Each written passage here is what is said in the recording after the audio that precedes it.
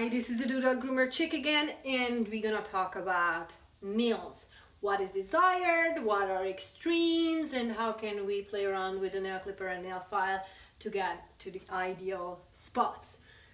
So let's start here. This is a natural nail shape located and positioned the way that it's comfortable for the dog, and this particular doggy is going to be able to file its nail perfectly in case he or she gets enough exercise. Whenever the doggy's toenail is located a little bit different, like you're gonna see that it's more like facing forward than downward, then this doggy is gonna have a little bit harder time filing the nail. In case it's a high energy level one, then he's still gonna be able to succeed in case he or she gets to play around and run around enough. But oftentimes these doggies need a little bit of help from us to get to the point when they're gonna feel comfortable. Whenever the nail gets longer and it reaches the ground, whenever the doggy is standing 4 feet on the ground naturally, then it's gonna put quite some pressure on the nail, let alone when the doggy is running or playing or trying to get a good grip, jumping up somewhere or on someone. So this doggy desperately needs some help to get the nail shorter, at least to the point when it's not touching the ground. So in this situation, I would cut the nail up to somewhere like this point. The reason for that, and with not only with one cut, I would go tiny by tiny. The reason for that is whenever we are reaching the soft sole, the jello part, then we're gonna be able to stay safe, and that's gonna be enough to stimulate the doggy to get this quick grow back to be shorter one whenever the doggy is filing the nail while running. So this is gonna be an ideal part, ideal length, ideal cut to get the doggy to move the quick back so we can go shorter without hitting the quick. Now I'm gonna have a separate video to explain for you how you're gonna be able to get to this point with multiple teeny tiny little cuts. Let's talk about another one. This case is very similar to this one because the tip of the nail already touching the ground, just like here. The difference is, which makes it much bigger problem for this dog, is that it's elevating the toe pad. Very painful, extreme amount of pressure on the feet, on the toenail. Doggies are having hard time walking, so they're gonna end up filing the nail even less. So it's a vicious cycle, and we definitely need to step in to make the doggy comfortable again and to have the toe pad nice and grounded again. Whenever we are in this situation, we may need, depending on how long the quick has grown down together with the nail, we may need to schedule multiple appointments to get to the proper length, like up here, because in case the quick has grown down together with the nail, like in this case, we won't be able to cut it as short as we want. In this situation we can, but we don't have x-ray eyes, so we need to do the trimming, and after we trim the doggy's nails and found this spot, then we're gonna be able to let the doggy owner know what's going on with it, and we can make a plan. Whenever it goes wild, it's similar to this case, but the doggy nail is very curled back. Now I'm sensing, but this is a Dukla, but I've seen this on toenails as well, so it doesn't require to be a Dukla to get to this stage to curl back and touch the doggy's skin. Now as you can see, it's only touching the skin, but still elevating the toe pad, which is again really not comfortable, and we put a lot of pressure on the soft tissue whenever the doggy is walking, and a lot of pressure on the toenail itself, and the whole feet is gonna be held and positioned in a very unnatural and painful way, which will result in sensitivity oftentimes in the upper arms, and it's very not comfortable for the doggies, so we really definitely have to step in. Now you can see the quick, the red part has grown down together with the nail here as well, so whenever it's that case, we again need to make a plan like here to get this nail grow back without hurting the dog with one cut. Now I would love to stop here for a quick note that oftentimes doggy owners get the information that we had to cut the doggy's nail super short because it was way longer. Whenever we do that, and doggies tend to have that experience when they go under anesthesia for some other reason, like cleaning the teeth or surgery or something, because they are not going to react whenever we are doing it. It's very, very painful. I'm not saying this situation is not painful. I'm not saying that. But in my professional and personal opinion would be like, this is way more humane and it's going to cause way less anxiety and trauma to the dog than doing that.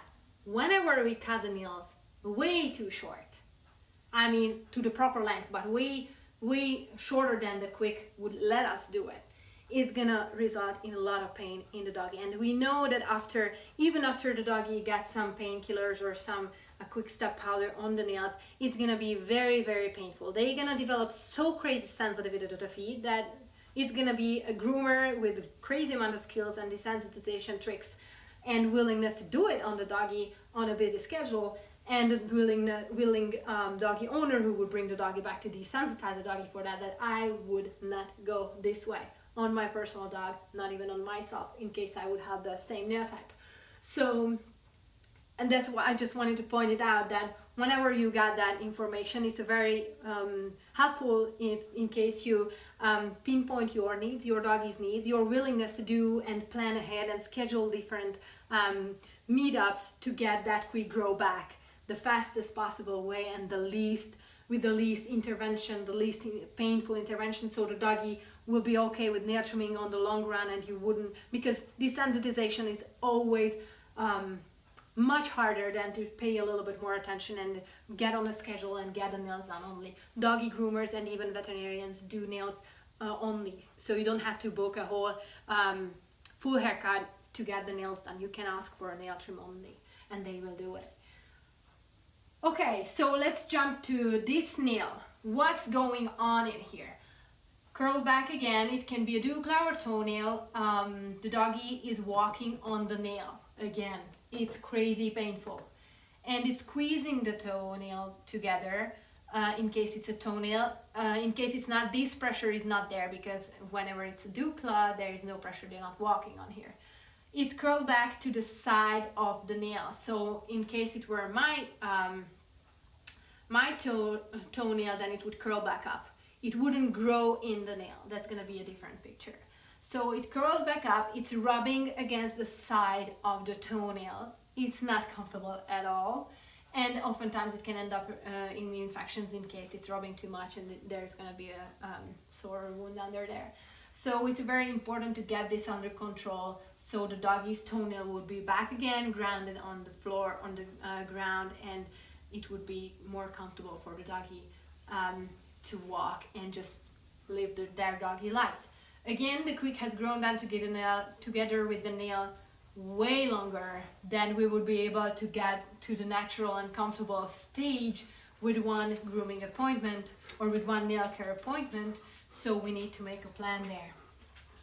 A very lucky situation, though this part is more disturbing and painful than these or those. Here, the nail curled back, can be toenail or douglas. It's not just reaching the toe pad, but it's already pressing and pushing against it. Again, it lifted up the toe pad, so the doggy is having a very hard time walking. The pressure is there, the doggy is walking on the toenail, and the quick has not grown down together with the nail, which is a blessing, because with one nail care appointment, here we're gonna be able to get to the natural length, and the doggy is going to be able to walk on this again. Maybe he's gonna be a little bit sore on this part, depending on how much sensitivity developed here and how much skin got rubbed off, but we're gonna be able to get to the right track within an appointment, in case this is the situation on all fours. This case is a tricky one. It's very similar to this one. Toe pad lifted up, it's growing and it's pressing against the skin, but the quick has grown down together with the nail, so it's going to be very, very tricky. And to trim, not super tricky because it can be done. It's not brain surgery or anything crazy like that. So it can be done, but it's going to take several appointments to get to that spot. Now, these cases are the ones which make me cry really big time. Not the time when the doggy owner is here, of course. I try to strengthen myself up to the point, but up to the task, but it's very, very painful for the dog.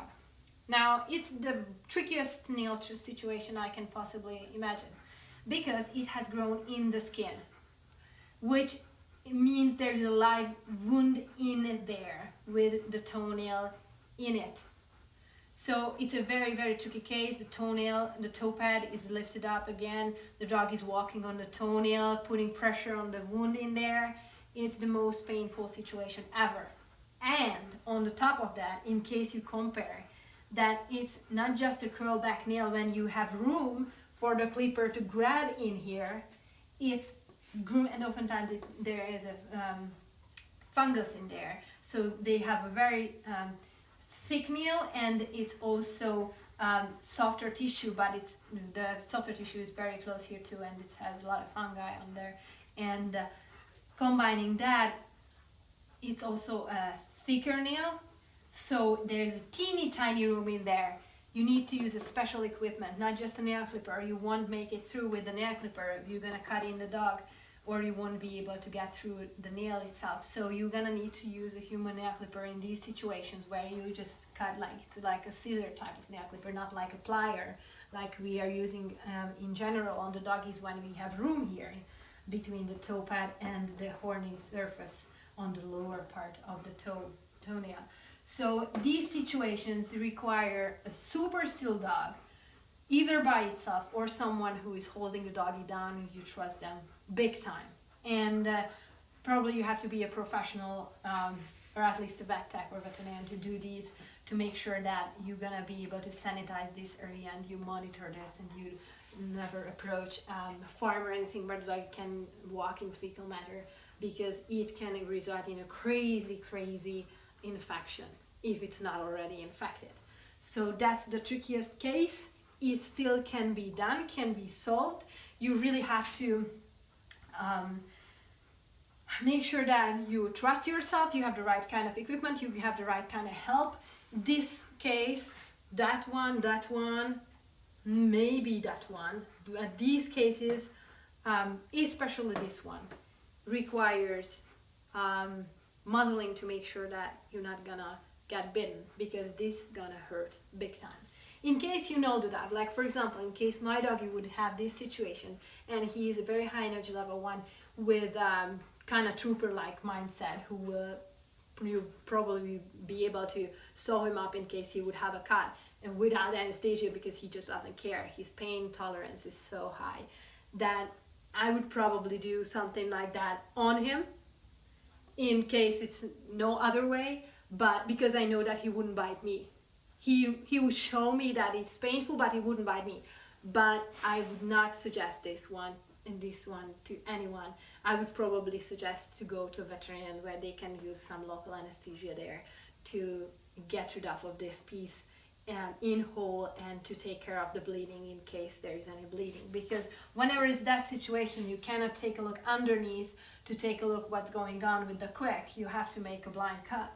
And whenever you're doing that blind cut, then it's going to put pressure there, so it's maybe bleeding here, and in case the quick has grown down together with the nail here, then you're going to end up bleeding from this end as well. So there's going to be some blood or a lot of blood depending on how thick the quick is, and you really have to be very careful, mindful, and you have a better plan to solve that situation.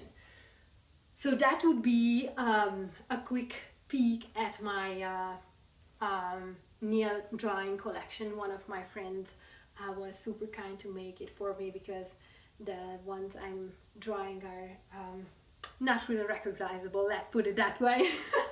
So I'm very happy that she did this, and I hope you got to learn a little bit more and you heard new stuff, so you're gonna be able to trim your doggy's nails more comfortably. There is way more than this to the topic, so I'm gonna talk about specific cases on real doggies with real nails, but I wanted you to see the basic picture and the basic nail structure and situations where and what you can do in specific cases to keep the doggy comfortable, and how would you be able to reach a stage when the doggy is going to be fine and maybe he or she is going to be able to take care of their nails, and you just need to double check on it to make sure that everything is fine. So I think that's it about this. If you like it, please give me a thumbs up. If you want to listen to more of this kind, and subscribe, and you're gonna get the notification about the most up-to-date videos about nails and grooming and other fun stuff about doggies. Meanwhile, my kitty cat arrived. Do you want to come say hi to the camera? Miss Luna, here she is. So thanks again for watching, and see you in the next video, I guess. Bye bye.